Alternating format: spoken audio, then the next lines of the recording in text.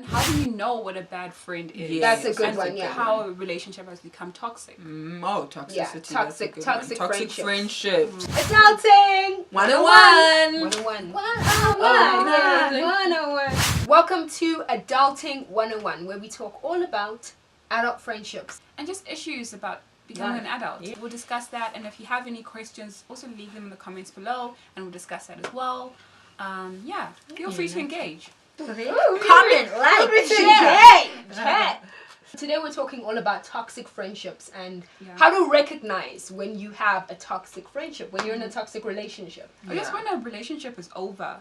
Because sometimes you just hang in there, remembering the good old days, and it's just good to be like, you know what, this relationship used to be good 3 years ago, it no longer is, it's time to move on. It's a really good point because relationships have expiry dates, you know? Yeah. And for women, it's much easier to recognize when maybe a man is mistreating you.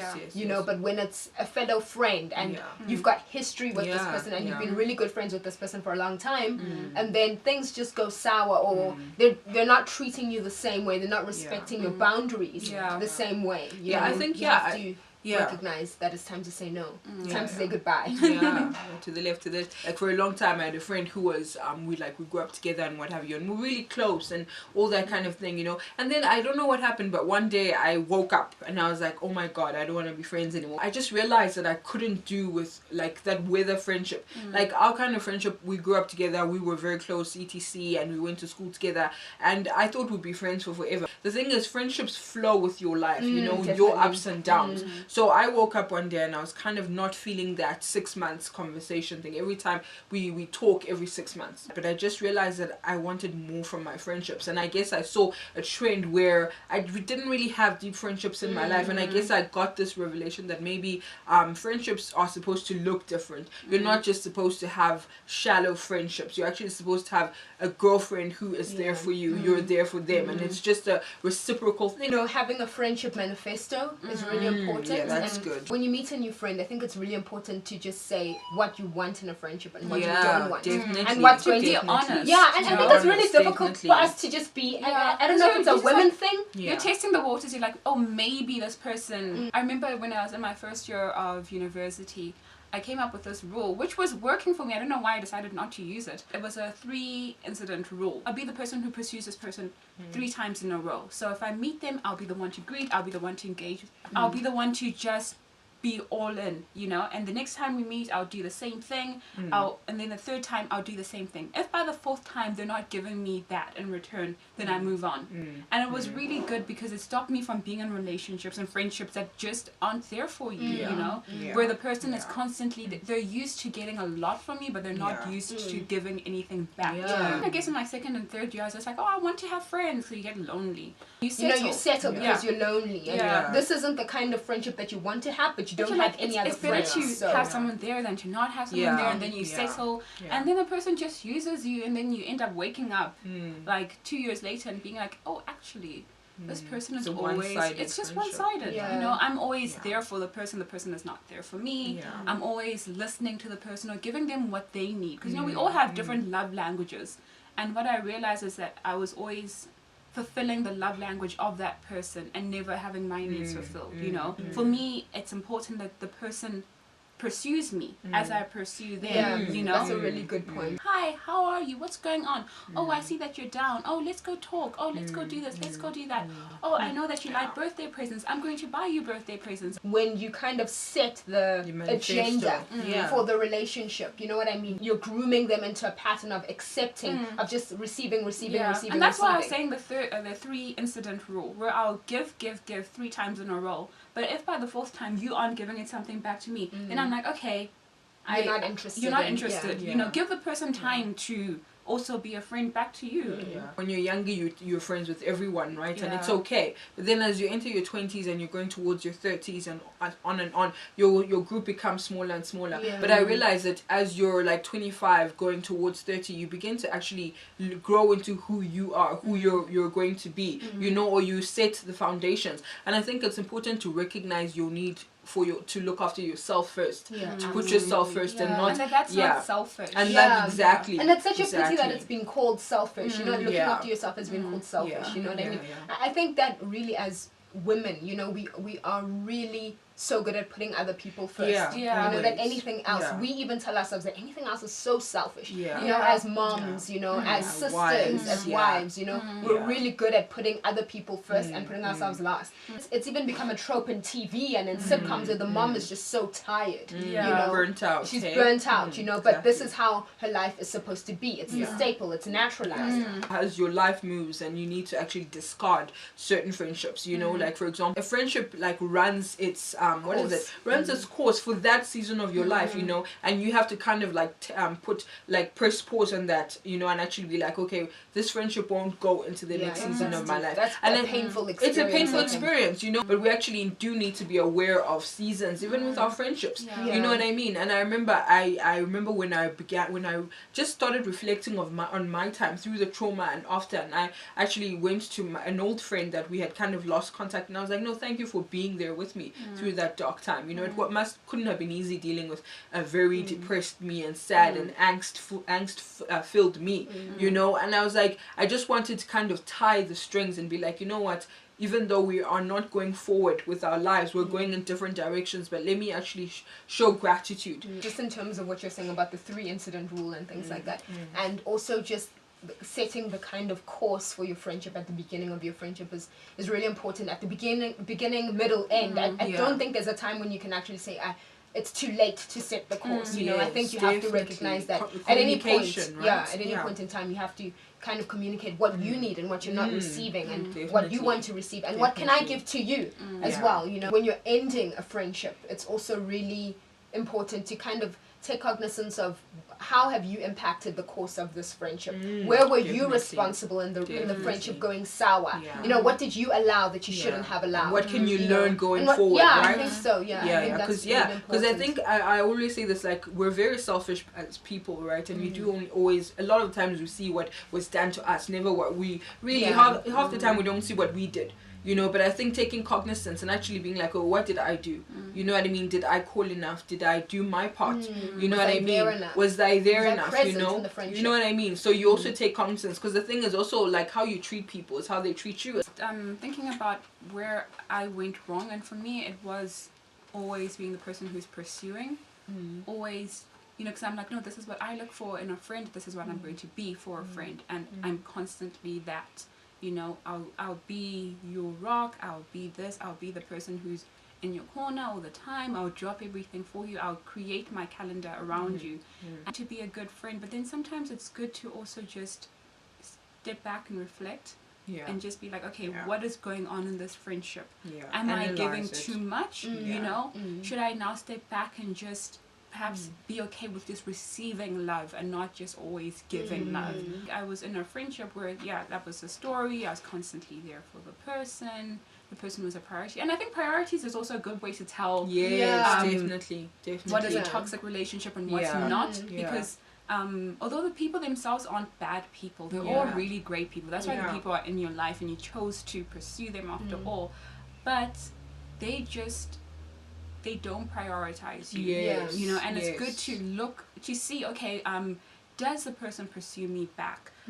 Does the person remember my birthday? And I know, like, not birthdays aren't, you know, everybody's it's not for everyone, but if it is a but thing for you, then it should be a priority thing for them as well. And it's just the thing of the person remembers you. When they see this, they share it to your Facebook. You're in their thoughts. You know, you're not just every 6 months kind of. That was the way I was for the person. I was constantly, you know, they're always in my thoughts, they're in my prayers, all of that stuff. No, really. And you realize that, well, now that you've stepped back, the relationship has dissolved because the relationship was premised on you always doing the work, and the person doesn't know how to do the work. And so then, you know, when I realized that the person didn't know how to do the work, I then felt bad because I was just like, okay, you know, I'm responsible for this because, you know, I did, you know, condition them to being okay with me doing all the work. I taught them this. Okay, I have done that and I acknowledge that, but now I'm also worth being pursued. Now when I step back, the person themselves should also step up and be like, I will pursue you. Instead, you know, messaged me and was just like, no, you don't talk to me anymore, you don't do this, they blame you don't do that. They put the blame on your shoulders. What do you mean I don't do that? Well, you're not doing it either, you know? So now that I it becomes a tit for tat. You know, I did this, you didn't do that. I'm like, now that I stop, you stop as well. Okay, you never started, but now that I stop, you see that I've stopped, and you think that the reason the relationship has broken down is because I've stopped. And I think communication is what should help that. And what you're saying about the thing of actually saying what you want in a relationship, and I think that speaks to taking up space and actually being serious about, you know what, if you want me to be in your life, you need to say so. You need to give me something in return. Exactly. And it's not selfish for me to want something in return. Like growing up in a Christian household, and specifically a Baptist one that was very giving, you know, self-sacrificing, and servant-heartedness, right? Master servant-heartedness, where you give and you give and it's actually basically just being a doormat. And you're praised for that from a young age. You're taught that that's the way a good Christian is. You bring that into your relationships as well, and me saying, you know what, you're not giving me anything in return, I'm moving on. It's not selfish. I think self-care. Like you're trying to say, well, I need more from this friendship, but they're like, what are you talking about? What do you mean? Someone can only meet you as far as they admit themselves, really. Because if you're asking somebody that and you're having a conversation about that and this person is saying, what are you talking about? Really, they don't know what you're talking about. Sometimes they do know and they just don't care. They're that way to someone else, or just not that way to you. No, it's very true. I know I was in a friendship where the person, I brought the issues up. I was very front-footed about what I was going through, or what we were going through, and I was just like, dude, what's going on? You've completely cut me out. Like when we have group events, the person would not come. But then if I wasn't there, then the person would come. And I started seeing that there was a pattern in this. If I'm present, the person won't be present. But if I'm not present, then they're going to be present. Like the day I woke up was really when, because there were 3 of us in this friendship group. And so I had been organizing a day for us to get together because we're high school friends. Are you coming? And she's like, yeah, I'll be there. I just need to go drop so-and-so off, and then I'll be there. Me and friend A are already at the venue, and we're having a good time. Then we're like, okay, when is friend B coming?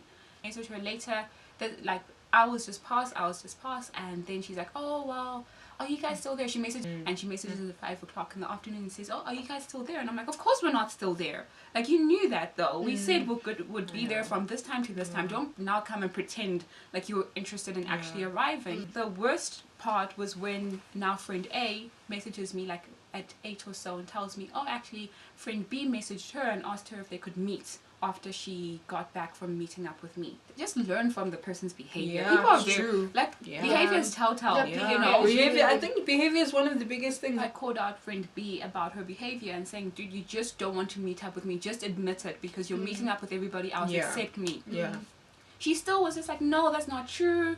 You're overanalyzing the situation. And I'm like, I haven't seen you in 3 years. The person has made themselves on that level. They're able to give them to be friends like that with someone else, but just not with you. They're not able to be a good friend to you. And it took me a long time to wake up, because we had been good friends for like 3 years. Again, it's a seasons thing. You're growing, but I think you feel like, okay, we've built such a friendship that should last. There's history. History amongst us. Friendship that I did have, where the person said to me that no, our friendship is a covenant friendship, and I got so much from that. Meaning that through whatever season you go through, we're still gonna be friends. What we're committing to is a do or die. What happened was there was an event going on, and I think I was supposed to go and see this person because I was dropping something off at their house. When I arrived there, I found that they were having like an event, a big life event, you know, and I was like, oh wow, like I wasn't even told about this, you know. And that's when I realized that actually you're not that important to be told. That's why you weren't told. So that's why the friendship is not that important. Like, what happened? What went wrong? When you don't communicate with friends, you'll never know. If that person has never met themselves at that conversation of seeing the breakdown where they think everything is fine, there's no problem. Then there's nothing wrong with a friendship like this. Exactly. Yeah, because they have other friends like that who are okay with that. Exactly. I think that's the thing you need to learn from the things that you go through with friendships. The key is learning, the key is growing, the key is knowing how am I going to change and reposition myself when I meet new friends, the people that I want, and also attracting those friends. So often as you're leaving a friendship, you can really carry the pain into another friendship. Yeah, and even just always. superimpose the kind of Yeah. pain that you've experienced from this kind of friendship dying into the next friendship, you know, which spoils your new friendships. Yes. You come in with a kind of a scarcity mindset, like this person won't be there for me, nobody's ever there for me, I don't have friends like that. And even if the person wants to be, your kind of your mental patterns and your mental thoughts about them will stop that friendship from becoming something more. I'm very particular about who I say is my friend these days. I think going into your 20s, you become more particular about, am I actually saying that this person is my friend? And if I'm saying this person is my friend, then these are the kind of characteristics that our relationship has. You know, otherwise they are an acquaintance, you know. I think for me, I had a really good friend, and you know, and we didn't communicate over some time, or we communicated sporadically. We were proximal friends. We were friends based on proximity, based on school.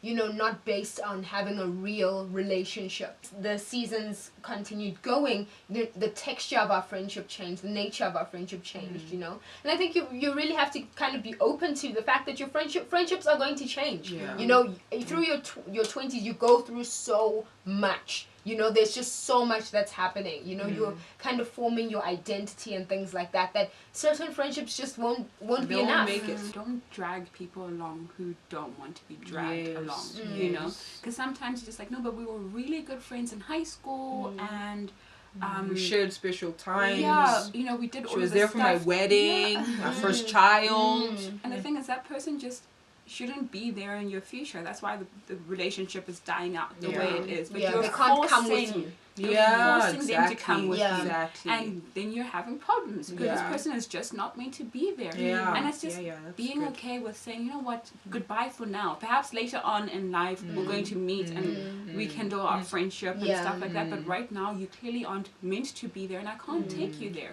Because for me, personally, now I'm at a stage in my life where I want friends who think a certain way. And I'm also very particular about who I call a friend and who I call an acquaintance. Or just someone I know, you know. Now I'm not even afraid to just say, there's someone I know.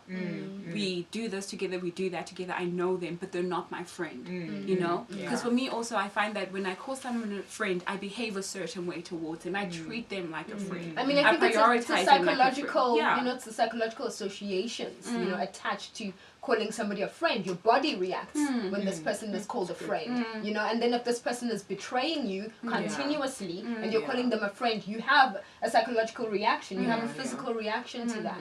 Three-way friendships can be quite complex, you know. I remember some person on Survivor said, no, there's no such thing as a three-way friendship. You know, there are two friends and a third wheel. And really, the relationship strength kind of rotates. So if this person is you two are really good friends today, you know, like you and I are really good friends today, because you had a fallout with this person. And when I have a fallout with this person, you two become really better friends. So I think three-way friendships are quite, I mean, I think they work for that reason, but they also don't work for that reason. You know what I mean? It's that kind of constant push and pull. Allegiances are always being tested. You know, you and never what you really tell that other person, what you don't get told. And you feel like you can't necessarily trust this person to the fullest because they'll tell the other person. And it's a hotbed of mistrust, And I think for me, I was in a three-way friendship, you know, where there was always this constant push and pull. You know, and I always felt like I was the third wheel. You know, as a tripartite alliance, we didn't really work that well. And I think just in terms of toxic friendships, one of the friends was just became really cold and, you know, verbally abusive towards me. And I didn't even think anything of it. You know, I just thought, well, you know, we've been friends for such a long time. I don't think there's really a problem. As the kind of behavior continues, I started noticing a trend. And, you know, even family members start noticing a trend where this is actually a problem. You know, this person is being very aggressive towards you, you know, and you don't know what the root of that is. Is it jealousy? Did you do something wrong? You know, are you not being there for them, you know? And for me, I was constantly pursuing this person, like, what's going on, you know? And they were never upfront about what I did to hurt them. And I feel like if you don't have an upfront and honest friendship, you don't have a friendship. Yeah. You know what I mean? True. It's just you kind It's of a straw man. yeah, it's kind of you guys just being jealous of each other or being upset with being each other. competitive. You You know, know, Being some competitive, people, right? Yeah. Yeah, definitely. Some people are your friends, but they're not your friends. Yeah, exactly. Because They're you're competition. They want to keep your enemies closer. Yes, Kind of, exactly. yeah. And it's good to just realize that, because, you know, real friends will celebrate your success. Yeah. Yeah. You know, and will celebrate you Yes, as well. You know, yes. they'll be constantly there for you, celebrating you, uplifting you. Because I think sometimes, you know, some people will bring something, but then let you down in a major way, in the sense that they're just there to take, you know. Okay, I guess I feel like I'm repeating myself, but that has been my experience, where people are just constantly taking and never giving. And, you know, it's good to get to a point where you're just like, actually, I deserve better, and if it means being on my own for a while until I find someone who will actually give me what I need, then I'll do that. True. Yeah, that's actually it. Yeah, being alone for a while in growth. And being that's centered, something. growing in your That's centeredness as well. Yeah. You know, and not, because I think I really realized that we can be desperate for people. Yeah. Desperate people get taken advantage of. into toxic relationships, because you need so much. And I think we live in a generation where we need so much, you know, and we're dealing with so much, like mental health and what have you, and just aloneness, depression, anxiety, you know, and you want someone to affirm you in whatever way they can. Thank you guys for tuning in. We hope to see you next time. Please leave your own stories and your own experiences in the comment section below. Are you in a toxic friendship? Are you struggling? Have you ever struggled? What are your stories? How did you deal with it? You know, Leave a comment below and let us know. We really look forward to listening to your stories or reading your stories. Like, comment, and subscribe. and let us know what else you'd like us to discuss in the future. We want to hear from you. That was awkward. So awkward. Okay, peace.